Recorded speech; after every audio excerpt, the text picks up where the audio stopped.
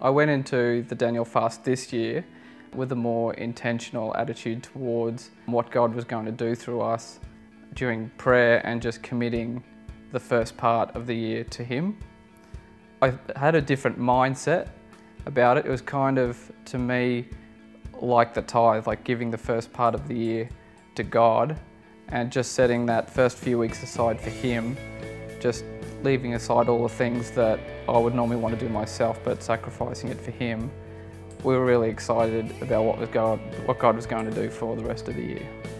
Kirsten and I had a few expectations because we set goals for ourselves at the start of every year, and so it was really good to have those goals and just set them before God and say, Lord, this is what we want to achieve this year. We're just going to commit it to You and just let You do Your thing. And I really remember the first time I did it. I was lying in bed at 12 o'clock at night and I really just wanted a cheeseburger from McDonald's, and I said to Kirsten, that's it, I'm going out of here, I'm getting a cheeseburger.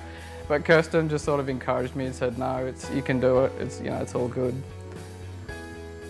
So I like to have some chocolate, and I just like having dessert when we go out to eat. So that was obviously, to me, one of the most hardest things, just the discipline of just sticking to the diet.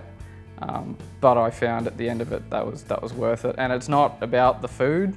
I found that once you get past the whole thing in your mind about okay, I'm over the food thing, it's more about the heart thing.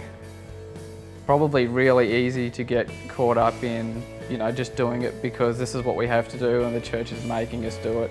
But one of the key things I found was doing it with the real heart attitude, saying, look, God, I'm just going to do this for You and we're just going to commit this year to You, was probably the one most important thing that I'd tell people who would be wanting to do the Daniel fast.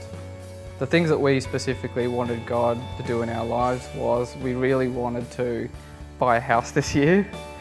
So that was something that we really believed in faith God was going to do. And we wanted to have a child this year as well. So they were probably the two big things that we were praying for God to do throughout this year in the Daniel fast. And He saw, He basically made both of those things happen. We saw it and it was a real miracle. We decided to put a sign at the front that said 12 stones. And the reason why we chose 12 stones was because God had passed the Israelites through the Red Sea, which was obviously an amazing miracle. And at the end, they were instructed to assemble 12 stones in remembrance of what God had done in their lives. So every time you come to our house and you see the sign 12 stones, you'll know exactly what that means and the awesome miracle that God did in our lives.